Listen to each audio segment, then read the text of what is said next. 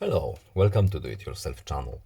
Today I will show you where to find the options and how to change notifications color style in Samsung Galaxy S22. Where to find notifications color options? Of course, settings. Then we are going to notifications, and now we have notification pop-up style. We can change our lightning style, etc. here. And of course, we can change color of our little pop-up that's appearing at the top of the screen. For example, by default it's blue.